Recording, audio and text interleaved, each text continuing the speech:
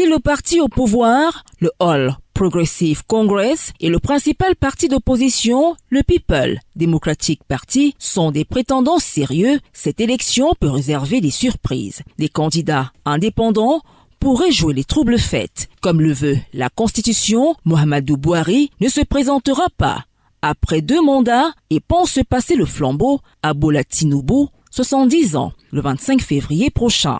Toujours en Afrique de l'Ouest, précisément en Sierra Leone, le président Julius Maada Bio est candidat à sa propre succession. Le scrutin présidentiel doit se tenir le 24 juin, en même temps que le second tour des élections des membres ordinaires du Parlement ainsi que les représentants des conseils locaux. En novembre, une rixe avait éclaté au Parlement sur une modification du système électoral pour les élections législatives et municipales.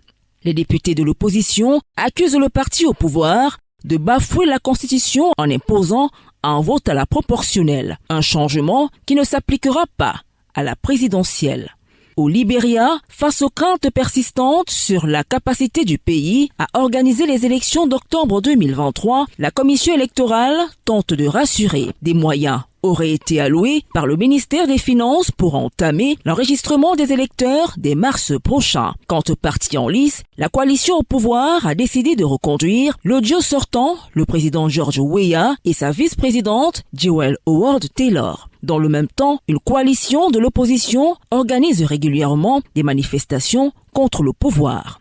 Quant au Gabon, Ali Bongo Ondimba est au centre des débats face aux élections générales prévues en août 2023. Si le principal concerné ne s'est pas encore déclaré, les membres de son parti démocratique gabonais, lors de son récent congrès extraordinaire, a plébiscité la candidature de Bongo Fils. En République démocratique du Congo, la course à la présidentielle est engagée et sera âprement disputée en décembre 2023. Le président Félix Tshisekedi ne cache pas son intention de briguer un autre mandat après celui très controversé de 2019. Du côté des opposants, la liste s'est allongée. En plus de Martin Fayulu, qui continue de revendiquer la victoire, au scrutin de 2018 est venu s'ajouter Moïse Katumbi, l'ancien gouverneur du Katanga. Une nouvelle année chargée en élections et enjeux politiques.